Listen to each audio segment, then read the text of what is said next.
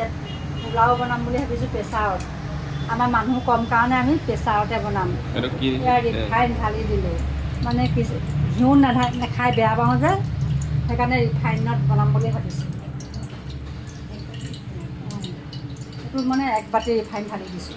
1 বাতি লাগে ন? এতিয়া এয়া গৰম মছলা, এয়া গোটা গৰম মছলা, তেজপাত দিলোঁ,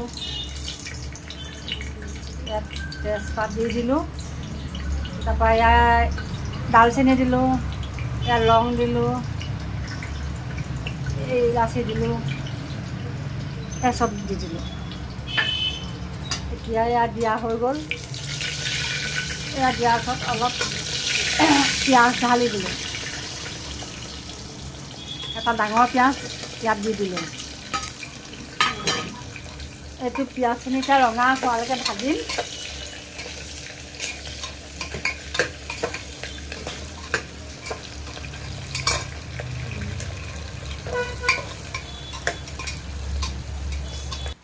পিঁয়াজ ভজা হৈ গ'ল। এয়া গাজৰ দি দিলোঁ, খিচমিচ দি দিলোঁ, কাজু বাদাম দি দিলোঁ। বেছি শাক পাচলি দিয়া নাই, আমি প্লেইনকৈ বনাইছোঁ।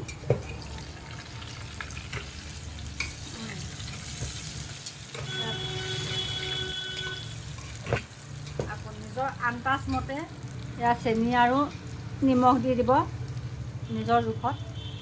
মই নিজৰ জোখত মই দি গৈছোঁ।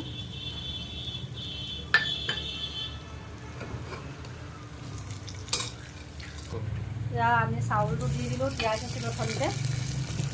এয়া চাউল দি দিলোঁ, তাৰপিছত পানীটো দি দিব জোখমতে। 2টা চিটি মৰাৰ পাছত হৈ গ'ল পোলাও।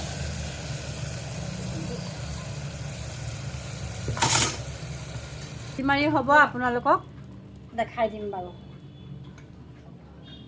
যেতিয়া চিটি মাৰি হ'ব তেতিয়া আপোনালোকক পোলাওটো উলিয়াই দেখাই দিম।